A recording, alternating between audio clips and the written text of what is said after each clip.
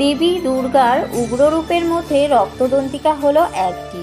রক্তদন্তিকা মানে লাল রঙের দাঁত। বিপ্রচিত্র নামে অসুরকে বধ করার জন্য দেবী রক্তদন্তিকা পৃথিবীতে অবতারণা করেন।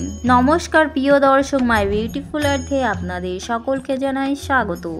এই চ্যানেলে নতুন হলে চ্যানেলটিকে একটি লাইক ও সাবস্ক্রাইব করে পাশের বেল আইকনটি ক্লিক করে চ্যানেলটির পাশে থাকবেন।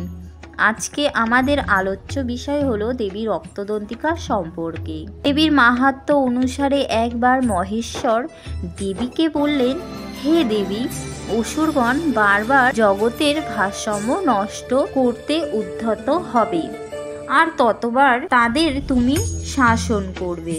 মা হেসে বললেন, যখনই কোনো বাধা আসবে তখনই অসুরদের উৎপত্তি হবে। সেই মুহূর্তে আমি পৃথিবীতে অবতীর্ণ হব এবং শত্রুদের বিনাশ করব। পুনরায় বিপ্রচিত্র দানবের সংহার করতে অত্যন্ত রুদ্ররূপে পৃথিবীতে আবির্ভূত হব। সেই মহা অসুর ভক্ষণ করার কারণে আমার দন্ত সকল ডালিম ফুলের মতো লাল বর্ণ ধারণ করবে। আমি রক্তদন্তিকা নামে প্রসিদ্ধ হব। তখন স্বর্গের দেবতা ও মর্ত্যের মানব আমাকে রক্তদন্তিকা রূপে পূজা করবে, শতবর্ষ অনাবৃষ্টি থেকে রক্ষা পাবে।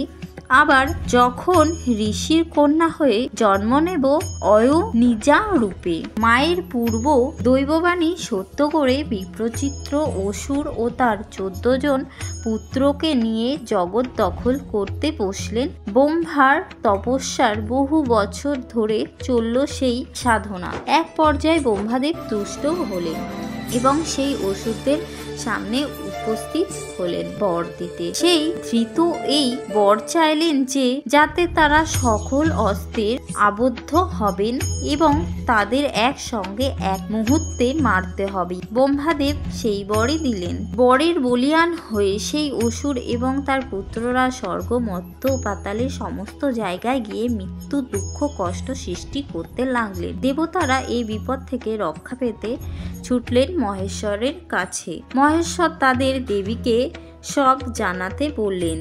দেবী সব জানতে পেরে ক্রোধে রক্তবর্ণ ধারণ করলেন এবং এক ভীষণা মূর্তি, তার অলঙ্কার হলো মুন্ডমালা, তার শুভহৃত কেশ হলো মুক্তকেশী, তার গাত্রবর্ণ রক্তবর্ণ এবং ঝলমলে পোশাক হলো বাঘ্য চর্ম। দেবগণকে নিশ্চিন্ত হতে বললেন মা, ধেয়ে চললেন সমর ক্ষেত্রে। দেবীকে দেখতে অসুরগণ বললেন, এক নারী করবে তাদের বিনাশ। তখন দেবী অসুরদের যুদ্ধের আহ্বান করলেন।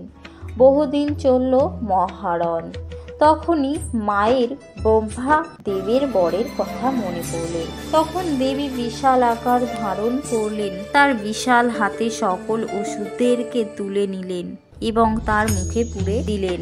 তার দন্ত দিয়ে ভক্ষণ করলেন। দেবী দন্ত রক্তে রঙিন হয়ে উঠল আর অসুরদের দন্তের দ্বারা নাশ করায় তার নাম হলো রক্তদন্তিকা।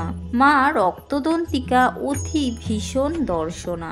অস্ত্র শস্ত্র, নেত্র, কেশ, তীক্ষ্ণ নখ ও দন্ত সবই রক্তবর্ণ।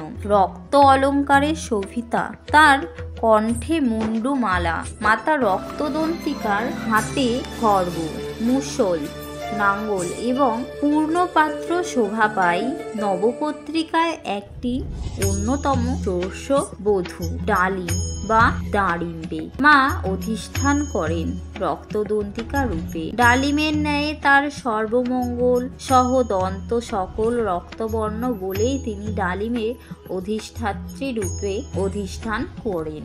আমাদের এই গল্পটি ভালো লাগলে বন্ধুরা একটি সাবস্ক্রাইব ও লাইক করে যাবেন। নমস্কার।